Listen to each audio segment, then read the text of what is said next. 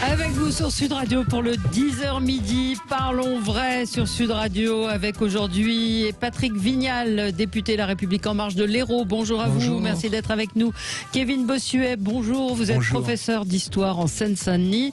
On a Romain Collas qui est avec nous à Boussy-Saint-Antoine. Vous êtes en Zoom pour ceux qui nous regardent, secrétaire national du PS et maire de Boussy-Saint-Antoine, je viens de le dire. Et Éric Verhaeghe, entrepreneur et fondateur du blog politique Le Courrier des Stratèges, qui ne devrait pas tarder à nous rejoindre ou qui est peut-être par téléphone, je ne sais pas. Non, pas encore. Voilà, embouteillage parisien.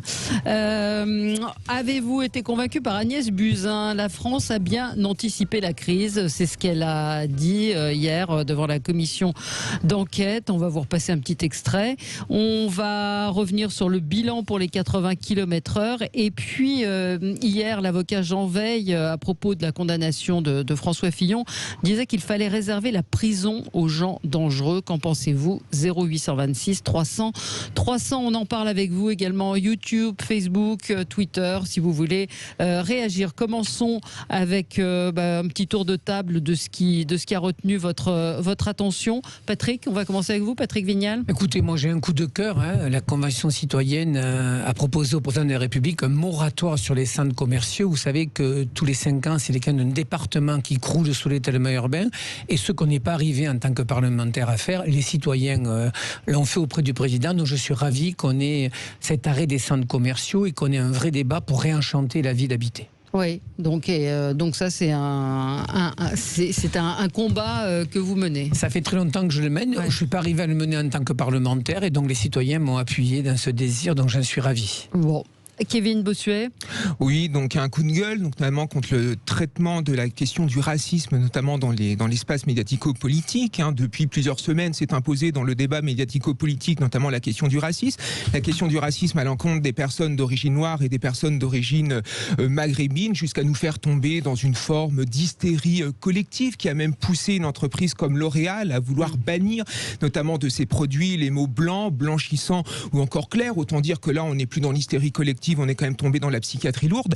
Donc évidemment qu'il y a une forme, si vous voulez, il y a du racisme à l'encontre des personnes d'origine noire, enfin des personnes d'origine arabe, ça existe, il ne faut pas le nier. Cependant, moi je m'étonne quand même que dans l'espace médiatico-politique, on ne parle jamais d'autres formes de racisme, notamment le racisme à l'encontre des personnes asiatiques ou encore à l'encontre des personnes blanches. Parce que, par exemple, le racisme anti-blanc est une réalité. On l'a vu il y a quelques mois à l'université Paris 8 à Saint-Denis, qui était jonché notamment de tags racistes à l'encontre des personnes blanches. Je cite fuck white people ou français égale PD.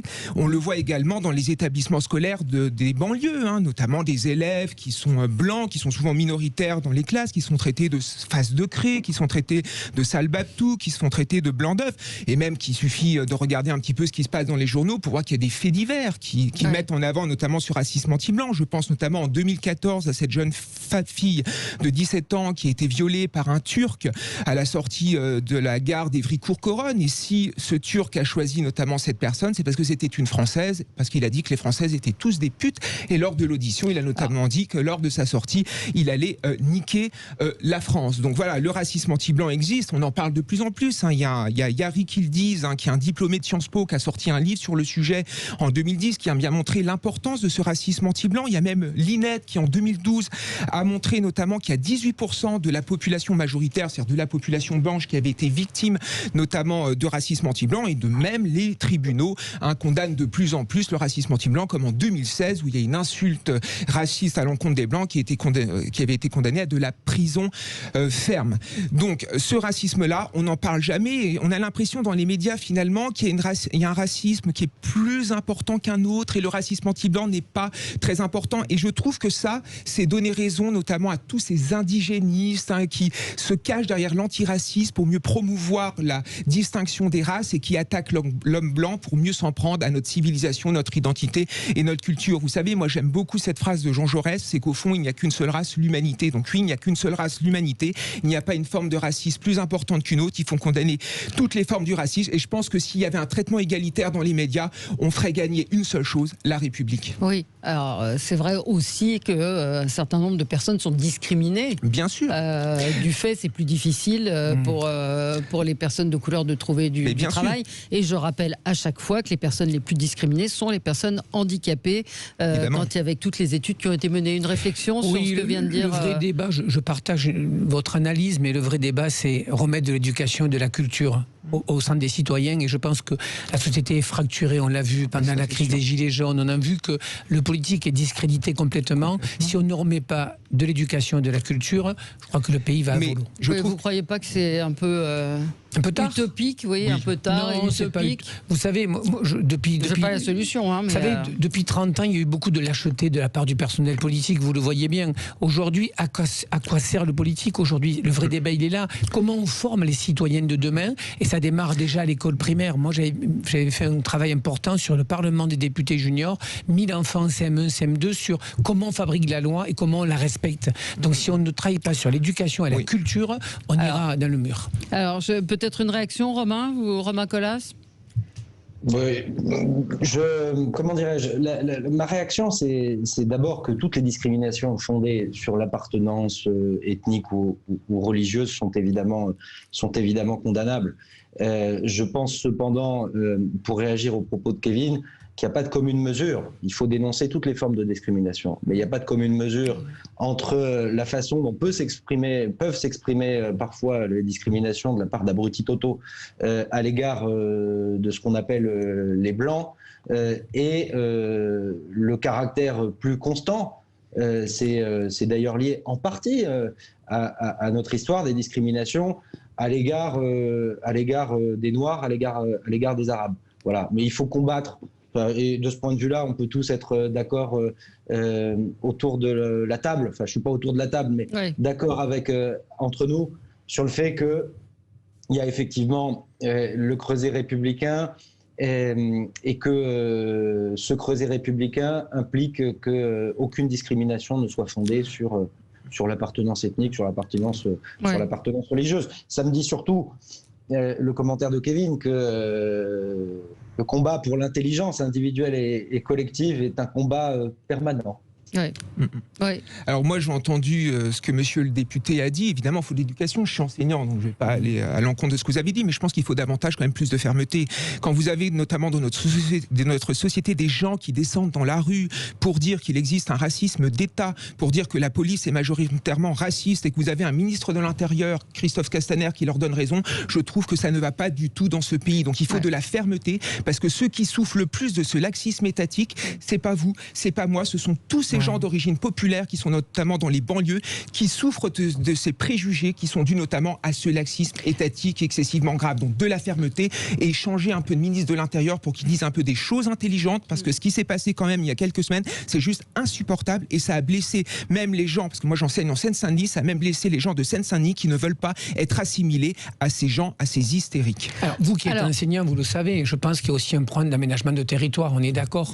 Il y a la ville habitée, le ghetto, la ville des riches, la ville des pauvres, et je pense qu'en fait c'est un problème déjà d'aménagement de territoire. Et le second débat, c'est aussi effectivement la parole publique.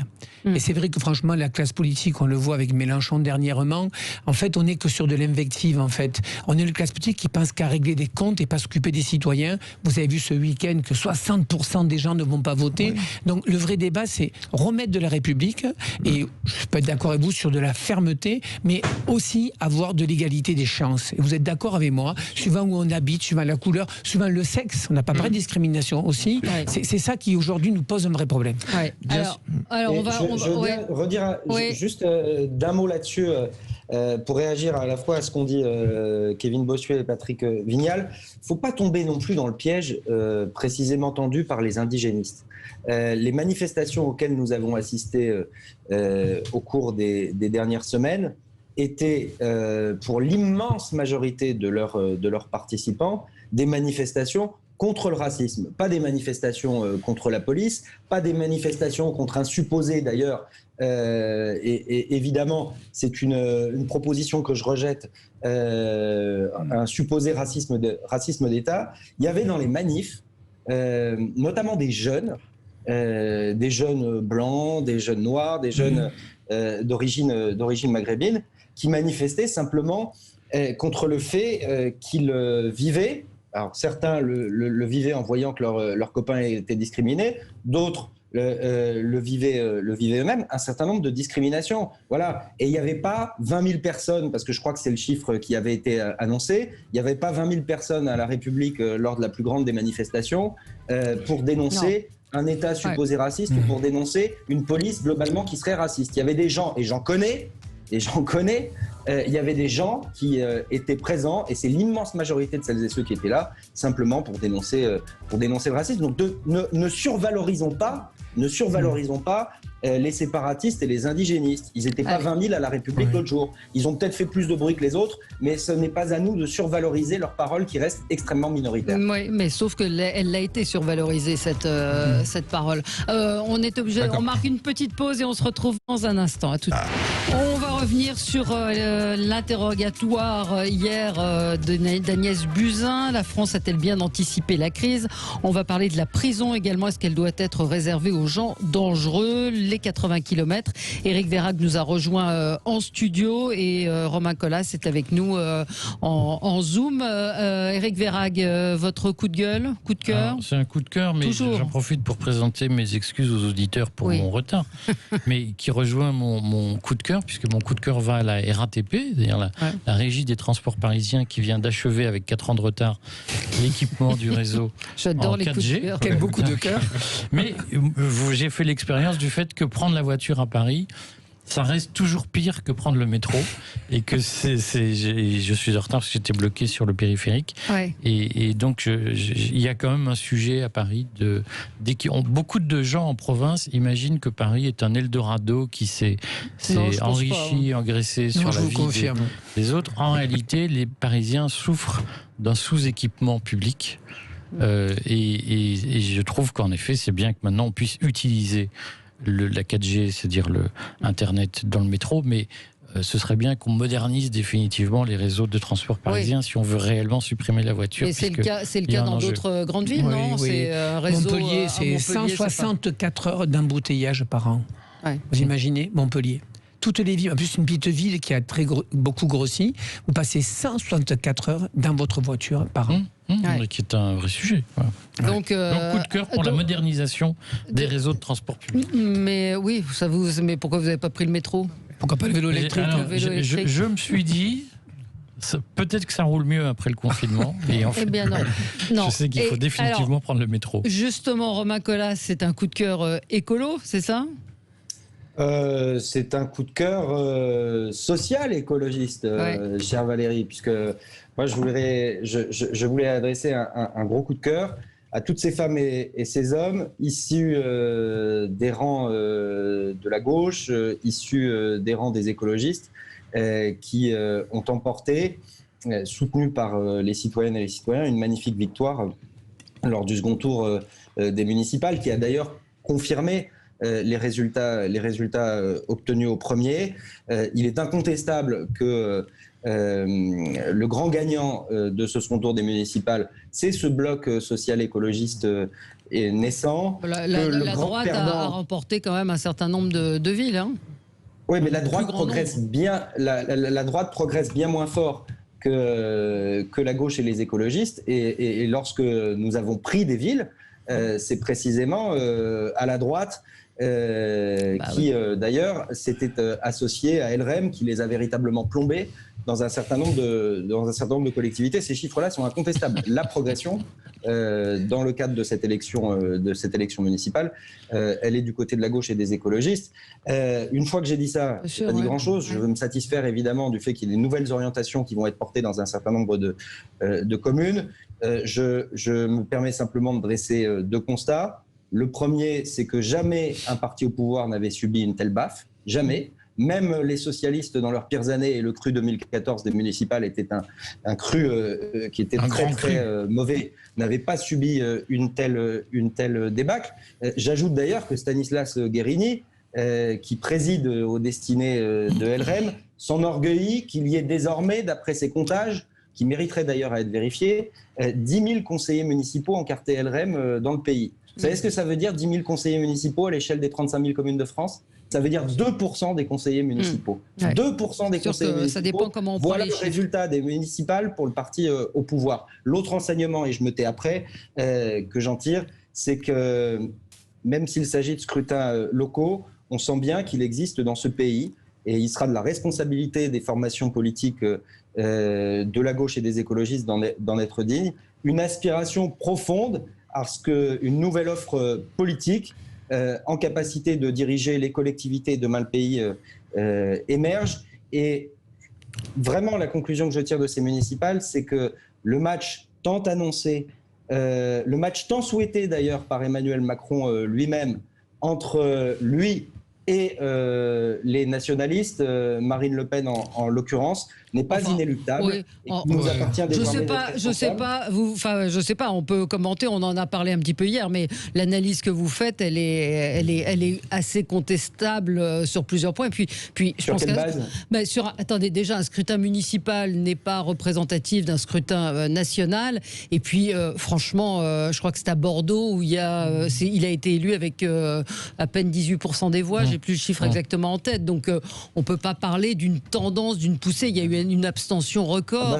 Excusez-moi, mais oui. Valérie, quand vous avez dans les grandes métropoles, quand vous avez dans les villes de plus de 30 000, dans les villes de plus de 100 000, la gauche et les écologistes qui sont en conquête, même si je suis d'accord avec vous, on est dans un contexte de participation particulier, on ne peut pas le nier. Et d'ailleurs, j'étais le premier à dire que la défaite des socialistes lourde en 2014 n'était pas à déconnecter du contexte national.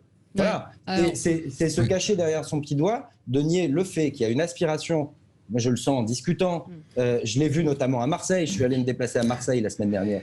Il y a une aspiration profonde d'une partie de ce qu'on appelle le peuple de gauche, qu'on avait un peu perdu de vue ces temps derniers, à ce qu'une offre émerge qui sera nécessairement sociale et écologique. Et en tout cas, une volonté chez une part grandissante de nos concitoyens qu'on ne revive pas le match Macron-Le Pen en 2022. Ouais. Alors moi je ne suis pas du tout d'accord avec ça. D'ailleurs je trouve assez surprenant qu'un homme politique notamment se satisfasse d'une élection où il y a eu une majorité d'abstention. Je pense que c'est personne à gagner, c'est la démocratie qui a perdu. Et puis quand on s'intéresse un petit peu aux scores électoraux, évidemment il y a une poussée d'Europe Écologie des Verts, mais où? Dans les grandes métropoles. Quand vous allez dans les provinces, quand vous allez dans les petites villes, il n'y a absolument pas de poussée d'Europe Écologie des Verts. La vérité c'est que c'est un vote de bobos. Ces gens-là ont voté avant pour Macron, maintenant ils votent pour Europe Écologie Les Verts parce que Macron est complètement discrédité. Et puis le peuple, les racines profondes de ce pays n'est pas du tout écolo, n'a pas du tout voté pour les écologistes. Ces racines-là se sont abstenues. Donc arrêtons un petit peu de tomber dans l'écologisme parce que je pense qu'on se trompe complètement d'analyse. Alors oui, peut-être un petit mot quand même pour... je pense qu'on a enfoncé beaucoup de portes ouvertes depuis 3 jours sur le sujet. Moi, je voudrais juste revenir sur l'expression sociale écologiste. Je pense que empêcher les gens de banlieue de venir travailler ou les condamner à allonger leur temps de trajet tous les jours, ce n'est pas social. C'est probablement écologique, mais ça n'est pas social. Je vais bien rebondir là-dessus parce que je suis élu de banlieue et j'ai été très choqué par vos propos sur le sous-équipement public supposé de Paris. Oui. Moi, je suis maire d'une commune qui est à 30 km de Paris. Je vais vous dire, j'aimerais bien avoir la densité des réseaux de transport que celle dont vous bénéficiez à Paris. Donc pardonnez-moi, mais en termes d'enfonçage de porte ouverte, je ne crois pas être celui qui a battu le record ce matin. Parce que moi, effectivement, je suis maire d'une commune où les gens galèrent. On va pas polémiquer. Les gens galèrent pour venir bosser au quotidien. Mais le sous-équipement parisien pénalise les gens de banlieue. Les gens qui viennent d'Aulnay-sous-Bois pour travailler à Paris sont pénalisés par le sous-équipement du RERB. Oui. Le RERB, le D, le A, le C. Le sous-équipement des transports parisiens ne pénalise pas les Parisiens, il pénalise les banlieusards. Oui, d'accord. Cher Romain, moi je suis un peu étonné de ta réflexion. J'ai pas de souci. On a pris une très grosse fessée.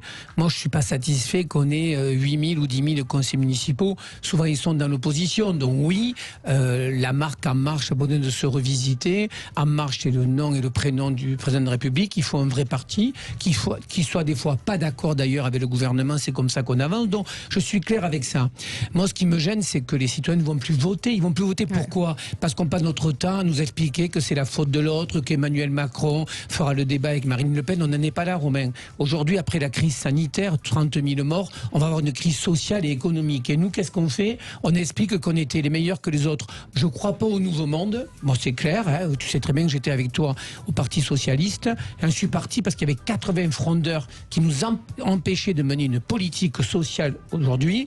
Je pense que le Covid a permis aux gens de se dire qu'il valait mieux respirer, mieux se déplacer autrement, c'est un fait. Et puis il y a le dégagisme.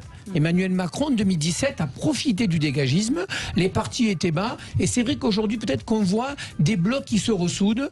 Être un homme de droite ou une femme de droite, c'est pas pareil qu'une femme de gauche ou un homme de gauche. Et donc je crois que plutôt que d'expliquer que Macron est nul et qu'on n'a pas fait des bonnes réformes, c'est comment on fait pour faire retourner les gens aux urnes. À Montpellier, 34% de participation. Tu sais que moi je fais partie de ces parlementaires qui veulent qu'on décentralise le pouvoir. Le maire est celui qui est le plus aimé de sa population et les gens ne sont pas allés voter. Donc le vrai débat, c'est comment on fait, toi et moi, pour que les gens aient envie de revenir aux urnes. Qu'est-ce qu'on n'a pas fait de bien? Et ce qui me gêne dans le politique, c'est qu'il est toujours, il n'est pas capable de dire je ne sais pas et j'ai pas bien fait. C'est ça le vrai problème. C'est En Marche. Allez, on se retrouve ce qu'on n'a pas fait de bien, mais peut-être qu'on va en parler avec Agnès Buzyn. Allez, à tout de suite. Avec vous pour le 10h midi, nous commentons l'actualité avec vous. 0826 300 300. Avez-vous été convaincu par Agnès Buzyn? Vous avez dû peut-être écouter son audition hier ou peut-être voir quelques extraits. Elle est venue s'expliquer sur la gestion de la crise du coronavirus. Écoutez un extrait de cette audition hier. Je ne sais pas quels ont été les contrôles réalisés auparavant. Je n'en ai pas l'historique et je n'ai pas accès aux archives des précédents ma mandature. Ce que je sais, c'est que une demande a été faite en 2017 de vérifier les stocks, que la réponse nous est parvenue 18 mois plus tard et que, aux surprises, voilà, les stocks étaient pour beaucoup pas en état de fonctionner. Aux surprises. Un ministre qui dit aux surprises et pas en état de fonctionner, qui est un magnifique euphémisme pour dire qu'ils étaient pourris, quoi, qu'ils avaient été bouffés par les rats et qu'ils étaient périmés. Pas à savoir vraiment, puisqu'il y a eu plusieurs versions et Jérôme Salomon, dans son audition devant la même commission, a en effet beaucoup nuancé l'état des stocks, puisque personne n'est parvenu à expertiser réellement l'état réel des stocks. Et il paraît-il, on a quand même récupéré des masques qui étaient jugés inutilisables parce qu'on considérait qu'ils étaient encore en bon état. Donc en réalité, on ne sait pas. Ce que je trouve terrible, excusez-moi, j'ai pris la parole. Oui, non, mais allez-y. Oui. Ce que je trouve terrible dans cette affaire, c'est qu'on que ne savait pas. On ne sait pas, et comme la présidente de la commission parlementaire est de mon point de vue beaucoup trop molle et beaucoup trop soucieuse de respecter le gouvernement, elle ne bouscule pas assez ses interlocuteurs. Alors Éric Ciotti le fait plutôt pas mal avec tact et mesure, mais il le fait plutôt pas mal. Mais je trouve que cette commission ne permet pas réellement de pousser une Agnès Buzyn dans ses retranchements, même si on l'a vu quand même en perdition hier. On l'a vu, oui, en très grande difficulté. C'était un moment un peu compliqué, parce que je peux imaginer quelqu'un qui s'est pris une tôle monumentale quand même aux élections municipales, puisqu'elle n'est même pas élue. Et qui se trouve 2 jours plus tard devant une commission parlementaire où on lui demande de justifier ses actes d'avant. Je peux imaginer que pour un humain, une femme ou un homme, ce soit un moment très difficile à passer. Donc moi, je suis plutôt d'avis d'exprimer une forme d'indulgence vis-à-vis des vides, des pertes de mémoire qu'elle a eues. Il n'en reste pas moins qu'on en est sorti avec le sentiment... Si, c'est une épreuve quand même, se trouver devant une commission parlementaire, c'est une épreuve avec des caméras partout. Je vois. Enfin, elle est censée être préparée, elle n'est pas, c'est pas elle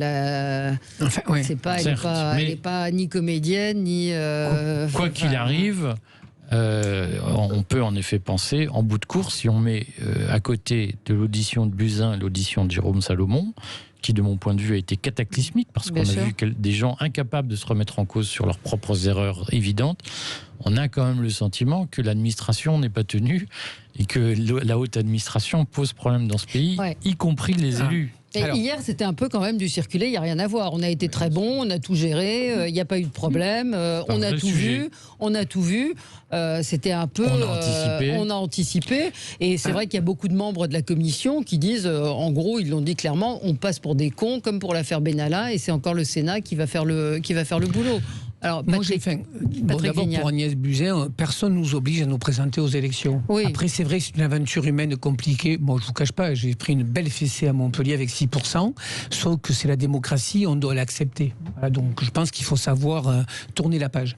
Après, ce qui concerne Agnès Buzyn, il y a une commission d'enquête parlementaire qui va durer 6 mois, donc moi je vais attendre le résultat, mais j'ai peut-être une autre analyse. Rappelez-vous Roselyne Bachelot, qui avait commandé 2 milliards de masques, qui avait commandé 14 millions de tests. Et rappelez-vous, elle a dû les jeter. Et rappelez-vous la polémique, on avait dit c'est une ministre qui gaspille l'argent public. Et il me semble que l'administration, depuis cet acte-là, a été frileuse. Voilà. Moi, je pense que c'est le vrai débat. Après, est-ce que la ministre doit être la chef d'administration ? Oui, elle doit l'être. Ouais. Maintenant, si en 2018, quand je venais sur vos plateaux, qu'on parlait de la crise des Gilets jaunes, et qu'on avait annoncé qu'on allait acheter beaucoup d'argent pour des tests et pour des masques, je ne suis pas certain que les Français auraient été d'accord. Donc effectivement, je pense qu'on a ouvert les armoires et qu'il n'y avait pas de masques, ou ceux qui étaient pourris. On a eu du mal à le dire. Comme ça. Par contre, moi je pense que c'est passé comme ça. Par contre, il faut être honnête, on a confiné la France. Aujourd'hui, sincèrement, sur le volet économique, il n'y a jamais un pays qui a fait autant. Et je pense que vous serez d'accord avec moi, notamment sur la mise en place du chômage partiel. Oui. Qui est une folie. Oui, qui est une folie budgétaire. Mais vous avez vu les premiers contrôles qui ont été faits par Mme Pénicaud, où il y a... Ça, c'est normal, ça. Mais les contrôles. Non, les contrôles sont normaux, mais qu'il y ait 3000 déjà entreprises oui, mais Valérie, qui sont en contravention qu'on a déjà. Oui, et donc je pense qu'il fallait aider l'entreprise. Enfin, je crois que vous serez tous d'accord avec moi. Non. Il ne fallait pas aider le chômage partiel. Il fallait qu'on plie les entreprises. On va mettre les choses sur la table. Ça m'intéresse. Patrick, moi, mon expert comptable m'a écrit en me disant mettez vos salariés au chômage partiel, vous y avez droit. J'ai refusé parce que chez moi on fait pas ça. Ah mais toi tu as des clients, ça fonctionne. Oui, non mais voilà. Ce que je n'admets, oui, mais sauf qu'il y a des boîtes qui auraient très bien pu s'en passer et qui l'ont fait. Je suis convaincu que j'ai des concurrents qui aujourd'hui bénéficient d'aide de l'État, qui me font une distorsion de concurrence. Il est hors de question que ces mecs-là survivent grâce à l'argent de mes impôts. Muriel Pénicaud a embauché 2000 personnes pour faire les contrôles. Les boîtes qui ne sont pas viables doivent fermer. Et alors ? Attendez. Non, mais elle fait les contrôles et on se rend compte qu'il y a un nombre massif de fraudes. Valérie, je pense quand même que le pays est au chaos en matière économique et que heureusement qu'on a aidé les entreprises à remonter. Mais c'est pas la question là. Vous auriez fait quoi de plus ? On a zombifié. Non mais regardez la. C'est fou les Français. Si on n'aide pas l'entreprise, elle le plante, et si on l'aide, nous sommes dans des difficultés économiques et en prenant des mesures qui sont complètement disproportionnées, vous ne faisiez qu'accroître finalement les problèmes économiques puisque ça accroît la dette. Donc évidemment qu'il fallait aider les entreprises, mais quelles entreprises fallait-il aider ? Et là, la question, il y a plein d'entreprises qui ont bénéficié du chômage partiel alors qu'elles n'en avaient pas besoin. Et les fraudes, et le nombre de fraudes qu'il y a eu. Et que vous faites que la moitié des couverts, c'est pas rentable. Mais il faut les fermer. Moi, j'ai des amis qui ont été mis au chômage partiel et on leur a demandé de travailler quand même. Évidemment, ils ont refusé. Voilà ce que c'est que la logique de certains entrepreneurs. Vous êtes en train de dire que tous les patrons sont payés. Non, c'est pas ce que j'ai dit. J'ai dit certains. Moi, je dis que les vertueux ne doivent pas payer pour les souris. C'est pas notre sujet. Vous êtes en train de dévier le sujet habilement, Patrick Vignal. En habile politique, on était en train de parler de la responsabilité de Madame Buzyn. Et puis, je vois nos auditeurs qui s'étonnent en disant mais comment la ministre de la Santé n'est pas au courant ? C'est quand même invraisemblable. Alors peut-être que... Pardon. J'ai un Romain Colas. Voilà, Romain. J'étais Romain Colas. Qu'est-ce que vous en pensez ? D'Agnès Buzyn, pas grand-chose pour tout vous dire, parce que je trouve que l'exercice auquel elle s'est livrée hier était très prévisible. Je partage ce qui a été dit par Eric. Je souhaite à personne, en vrai, de se retrouver dans la situation humaine d'Agnès Buzyn qui enchaîne des jours horribles. J'en reviens sur le fond. Elle n'a pas apporté de réponse. Elle a beaucoup botté en touche. Beaucoup chargé santé publique France. La vérité, c'est que dire que nous étions prêts à affronter la pandémie relève de la mystification pure et complète. La vérité, c'est qu'on a adapté la doctrine sur les masques, la doctrine sanitaire sur les masques en fonction de nos stocks et absolument pas l'inverse. La vérité est de reconnaître aussi parce que je partage le souci d'honnêteté exprimé par Patrick Vignal, que les stocks ont commencé à baisser dans le quinquennat précédent, donc il faudra faire aussi toute la lumière sur la responsabilité des uns et des autres, et y compris ceux qui appartiennent à ma famille politique.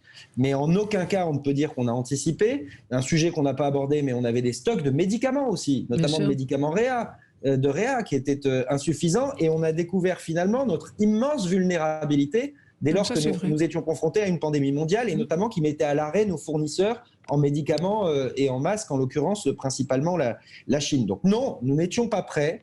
Non, Agnès Buzyn n'a pas apporté de réponse. Et oui, toute une partie de son audition a consisté quand même à se défausser. C'est-à-dire qu'on n'avait pas de masque, on n'avait pas de médoc, mais tout a été bien géré. On sent bien qu'il y a un problème. Et moi, j'attends du Parlement, le Sénat et l'Assemblée, qu'ils sachent tirer les leçons, pas dans le temps de l'immédiateté, parce que pour analyser la façon dont une crise comme celle-ci a été ou pas anticipée, dont elle a été gérée, faut prendre un peu de temps, d'en tirer les leçons, mais non, pas convaincu le moins du monde. Alors, on a un mot, Kevin, on aura Olivier de Bordeaux en ligne avec nous. À travers l'exemple de Madame Buzyn, je pense qu'on comprend mieux ce qui s'est passé dimanche. Il y a un discrédit total, notamment de la parole politique. Il suffisait d'entendre Madame Buzyn, il y avait un auto-satisfecit permanent. On a tout fait le mieux possible, tout ce qu'on a fait, c'était génial, sauf qu'on a quand même 4 fois plus de morts qu'en Allemagne, et quand on lui pose la question, mais elle ne répond absolument pas. On a compris également le gros problème de la démocratie française, c'est que les hommes politiques ne sont plus en fait des hommes politiques, ce sont des super communicants qui n'ont plus aucune prise sur leur administration, qui ne communiquent même plus entre elles. Donc c'est une dépolitisation totale de notre démocratie, et c'est ça aussi qui explique le drame au niveau abstentionnisme de dimanche. Et puis de manière générale, enfin, elle a dissipé toutes nos interrogations. Enfin voilà, moi je parle par exemple au niveau des conflits d'intérêts. On lui a posé la question, Julien Aubert, que vous avez reçu ce matin, lui a posé la question, et finalement elle a refusé de répondre. Qui a nommé le comité scientifique? Pourquoi Raoult est parti? Et est-ce que les animosités personnelles ont été plus importantes que l'intérêt général? Moi c'est ça le point central, et on n'a pas eu de réponse parce qu'elle a botté en touche. Et il y a un discrédit total du politique, et si on continue comme ça, c'est plus 50-60% d'abstention, ça va être 80%. Alors on a en ligne Olivier qui nous appelle de Bordeaux. Bonjour Olivier. Oui, bonjour Valérie, bonjour tout le monde. Bonjour. Écoutez, il y a plusieurs débats là en fait. Oui. Il y a le débat de l'impunité des politiques aujourd'hui dans notre société. Le fait qu'ils veulent pas se remettre en question et qu'on se cache derrière la soudaineté du Covid, etc., etc. Sauf que justement, faire de la politique, c'est anticiper. Moi, je me fie à la déclaration d'Agnès Buzyn quand elle a dit qu'elle avait alerté et qu'elle n'avait pas été écoutée. Bon, après, finalement, elle s'est représentée à la mairie de Paris. Elle a pris la raclée des électeurs, parce que les gens ne sont pas dupes. Hein. C'est pas parce que les médias disent plein de trucs, et c'est pas parce que les gens ne sont pas dupes. Ils comprennent très bien qu'un SDF qui vole des pâtes, il va en prison, et que Agnès Buzyn, on dirait que c'est un problème de rendre des comptes. Mais attendez, ils sont élus, ils sont là pour rendre des comptes, ils ont des responsabilités, et les comptes qu'ils ont à rendre sont aussi en proportion de leurs responsabilités. Voilà. Et si elle n'est pas élue, le message il est clair justement. Moi, je suis pas là pour la plaindre personnellement ou je sais pas quoi. Ça c'est pareil. Hein. Vous savez, les gilets jaunes, quand ils se sont fait arrêter, c'était les procédures d'urgence. Ils étaient déférés tout de suite. Ils étaient condamnés tout de suite. Voilà. On n'a pas. Je vais vous donner un autre exemple qui, je trouve, c'est un peu la même chose. Il y a le nouveau miracle après Lourdes. On va à Levallois-Perret. L'autre, il est sorti pour raison de santé. On l'a vu danser pendant la fête de la musique. C'est ça que les gens voient. Les gens, ils voient comment les politiques sont traités. On sait très bien que Monsieur Fillon, il fera pas les 2 ans ferme. Et lui, en plus, il s'est fait griller parce qu'on a voulu l'empêcher d'être président. Bon, bah écoutez, c'est peut-être un mal pour un bien pour un mal. On le voit dans le sens qu'on veut. En attendant, ces gens-là ont une vraie impunité. Et de pouvoir se permettre de venir à la commission d'enquête et cracher sur la commission d'enquête et les institutions comme ils le font en bottant en touche, c'est scandaleux. Non, moi, j'ai préféré l'audition de Raoult. Alors, vous n'êtes pas d'accord Je ne suis pas d'accord parce qu'en réalité, les débats à la commission parlementaire sont biaisés. Et moi, je comprends assez le flou entretenu par une Agnès Buzyn. Je le défends pas, mais je le comprends parce que je serai à sa place, je ferai la même chose. Pour une raison simple, c'est que en même temps qu'il y a une commission parlementaire, il y a des poursuites judiciaires qui sont ouvertes. Il y a une enquête judiciaire. Ouais. Et donc, c'est vrai qu'une Buzyn, un Salomon, s'ils disent « mais oui, j'ai commis des fautes », ils creusent leur propre tombe, parce qu'ils ne pourront plus dire en justice le contraire. Et lorsqu'on les menacera de prison, comme c'est le cas de Fillon, de Balkany, s'ils ont dit devant la commission d'enquête « mais bien entendu, j'ai commis des fautes », vous comprenez bien qu'ils ruineraient leur défense. Et donc, on a une difficulté aujourd'hui qui est de faire coexister une commission parlementaire et une enquête judiciaire. Et forcément, les élus ont tendance à privilégier la défense de leurs intérêts pénaux. On ne peut pas le leur reprocher. Et donc, ils font passer après l'intérêt de la démocratie. Enfin, c'est tragique. Et là, on a un sujet. C'est tragique sur le plan de la communication et de l'image que ça renvoie, Kevin. Oui, c'est complètement tragique. Alors, j'aimerais quand même dire que nos hommes politiques ne sont pas tous des salauds, qu'ils font un travail qui est formidable, notamment les élus de terrain, donc il ne faut pas être caricatural. Moi, je pense qu'il faut surtout pointer du doigt cette République en marche qui est finalement composée d'incompétents. Je ne dis pas que vous êtes tous des incompétents, mais quand même, depuis plusieurs années que vous êtes maintenant au pouvoir, on se retrouve quand même avec des gens qui racontent globalement n'importe quoi. Je pense quand même à Sibeth Ndiaye, dont Pierre Perret dit qu'elle porte bien son prénom. Il a peut-être un peu raison. Ou alors, il y a des lois qui sont complètement... Mais c'est fou. Regardez la loi sur des retraites. Mais c'est quoi ce machin? Vous êtes trop intelligent et trop cultivé pour tomber dans la bassesse. Mais je ne tombe pas dans la bassesse. Je vais vous dire, ça fait 3 ans que la République en marche est au pouvoir. Ça fait 30 ans de l'acheter. Et j'ai aimé ce qu'a dit Romain Colas. Quand on est politique, il faut avoir une lumière ouverte et sur le passé et sur l'avenir. Tout n'a pas été bien fait. On pourrait parler évident, de l'hôpital, c'est un échec. Des enseignants. Mais c'est pas qu'un échec, cher monsieur. Ce que je pense, moi, c'est que souvent, malheureusement, c'est l'administration centrale qui décide et pas le politique. Là, je suis d'accord avec vous. Ça veut dire que quand on fait de la politique, il faut qu'on ait des convictions, il faut qu'on soit capable d'arracher les dossiers à l'administration. Ça, c'est le premier point. Le deuxième point, après, si vous voulez, si on reste dans le tous pourri, ça ne pourra pas fonctionner. Et c'est le populisme et c'est la rue qui va commander. Donc le vrai débat qu'on doit avoir aujourd'hui, moi je fais le point de 3 ans de mandat d'Emmanuel Macron, on ne peut pas tout jeter à la poubelle. Je pourrais vous parler de la réforme des retraites, c'est une erreur. La seule réforme qu'il fallait faire, c'était les régimes spéciaux uniquement. On est d'accord. Et puis après, réfléchir dans l'avenir, comment une politique plus sociale. C'est là le vrai. Allez, il faut qu'on marque une petite pause et on revient avec vous. On aura Karine en ligne qui voulait réagir à notre débat tout de suite.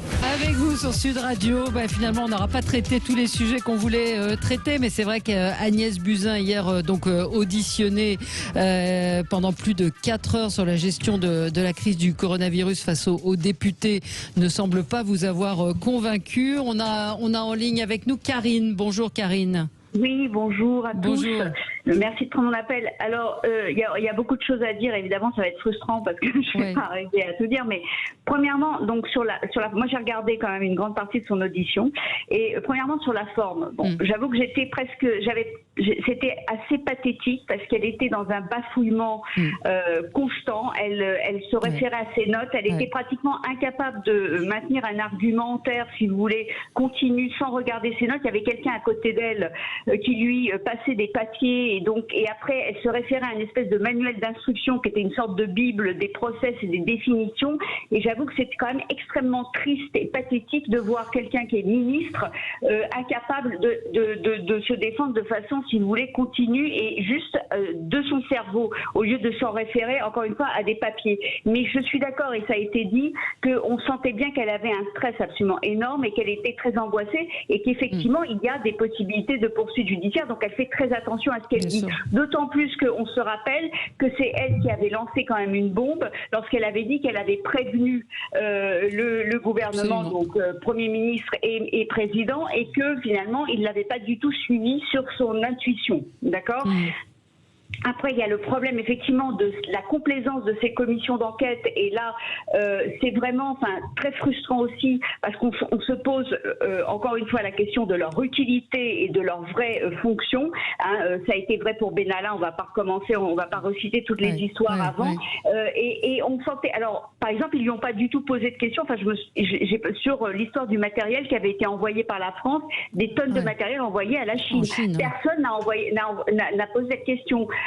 Il ne pose pas la question des nominations, effectivement, aux différents comités. Il ne pose pas la question de la vraie chaîne de commande, parce que justement, puisqu'elle avait donné l'alerte, pourquoi est-ce que personne ne l'a suivi? Et on sent très bien qu'elle, mais comme beaucoup de gens dans ces milieux-là, essayent de protéger leur carrière et craignent des poursuites. Et alors, moi, je voudrais quand même, et juste pour cette histoire de complaisance de commission, on peut comprendre après pourquoi les gens sont dégoûtés de la politique et se disent, mais ça ne sert à rien. Je ferai juste un parallèle, si je peux me permettre une digression. Macron a nommé, et ça a fait une ligne, et personne, je suis étonnée qu'on n'en ait pas beaucoup parlé dans les médias, a nommé Moscovici à la tête de la Cour des comptes. C'est toujours un verrouillage de la technocratie. Et j'aimerais juste terminer sur le fond, parce que c'est important. On a appris quand même des choses très intéressantes sur cette audition. Enfin, ça a conforté déjà des choses qu'on sait sur ces milliers de layers, de feuilles, si vous voulez, de hiérarchie, de commissions, de comités qui existent et qui ne servent à rien. On a appris par exemple qu'il existe le European Center for Disease Control, qui est un peu l'équivalent du CDC d'Atlanta et qui existe au niveau européen. Je vous rappelle qu'on n'a pas arrêté de nous dire qu'il fallait plus d'Europe parce que justement la santé ne faisait pas partie d'une des missions de l'Europe. Or, le CDC existe, elle en a parlé justement dans son audition. C'est un truc qui est basé en Suède, qui a 290 personnes d'effectifs, donc qui doit coûter encore une blinde au niveau des salaires, etc.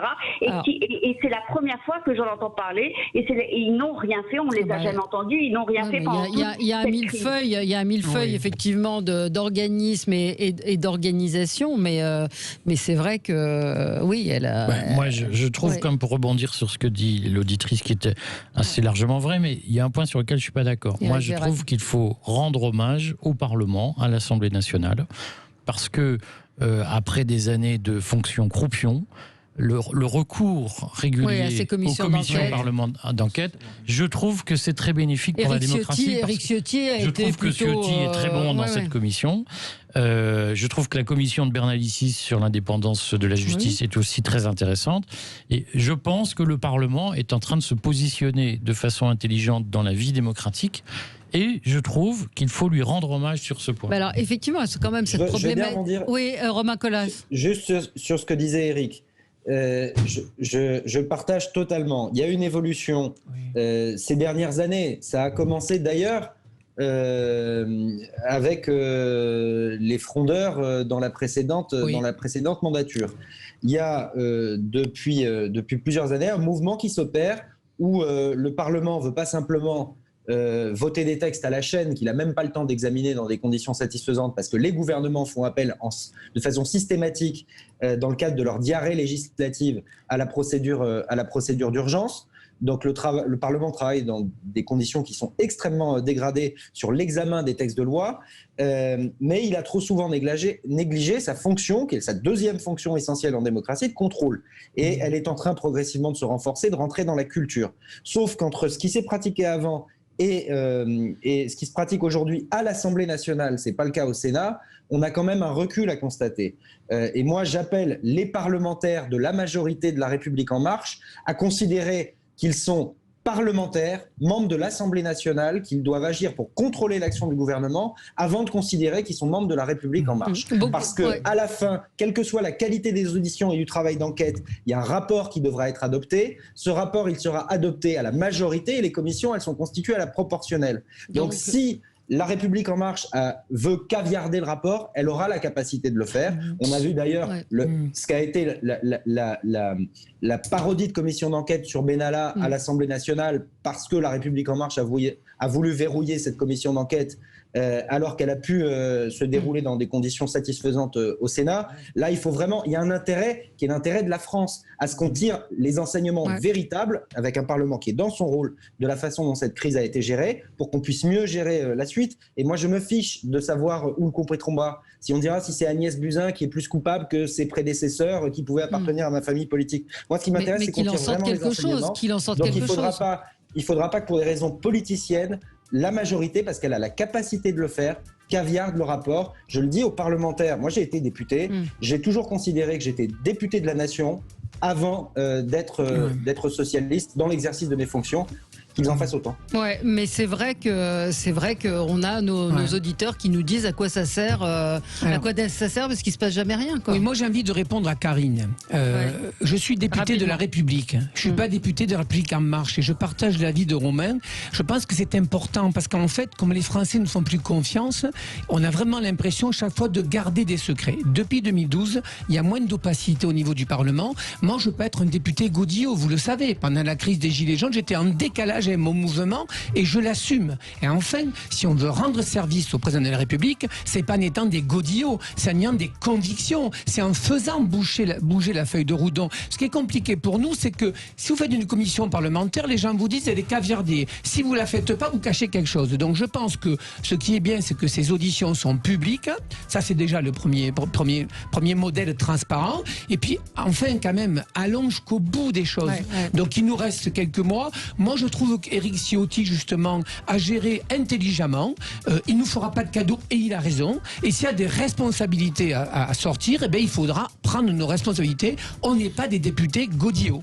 Enfin, vous peut-être pas, mais beaucoup, en tout cas, doutent que cette commission d'enquête, en tout cas de l'Assemblée, débouche sur quelque chose. Merci à tous les quatre. Merci à vous. Dans un instant, vous retrouverez André Berkoff et demain, on se retrouve à 10h pour d'autres infos. Très bonne journée sur Sud Radio.